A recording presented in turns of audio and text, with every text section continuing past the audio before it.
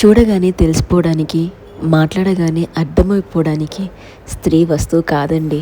స్త్రీకి కూడా మనసుంది, స్వేచ్ఛనివ్వాలి, జ్ఞానం ఉంది, ఉపయోగించుకొనివ్వాలి, హృదయం ఉంది, ప్రేమించనివ్వాలి, ప్రాణం కూడా ఉంది, బ్రతకనివ్వాలండి.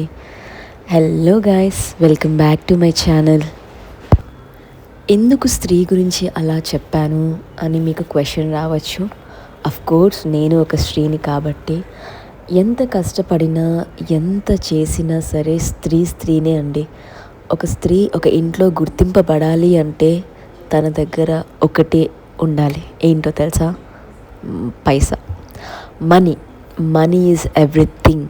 అది ఎవరైనా సరే మనీ ఉంటేనే ఎవరైనా వాల్యూ ఇస్తారు అని నేను తెలుసుకున్నాను నా చిన్నప్పటి నుంచి. ఎవరి దగ్గర చేయి చాచకుండా పెరిగిన మేము ఎవరి దగ్గర చేయి చాచాల్సిన అవసరం లేదు. ఒకరికి ఇచ్చే స్థాయిలో మేము ఉన్నాము. అందుకు నేను చాలా సంతోషిస్తున్నాను. ఏమీ తెలియని ఒక పసిపాప కూడా తనకు వచ్చిన భాషలో నీకు ఏదో చెప్పాలని ప్రయత్నిస్తుంటే అన్నీ తెలిసి నువ్వు మౌనంగా మిగిలిపోతావు కదా. ఎలా, ఎందుకు మిగిలిపోతావు అలా? సో ఆ పాపకు నువ్వేం చెప్పట్లేదు అంటే తనంతటా నేర్చుకోవాలని నువ్వు అనుకున్నావు కాబట్టి మౌనంగా ఉన్నావు. నీ మౌనం కూడా ఇంకొకరికి భాష నేర్పిస్తుందని నీకు తెలుసా? ఎవరికి తెలియదు, తెలుసుకోవాలి అంతే. సో ఇదంతా నా డైలీ వ్లాగ్ అండి. ఇలాంటి వ్లాగ్స్ రోజు మీకు వస్తూ ఉంటాయి. Like, share, subscribe. See in the next video. Bye.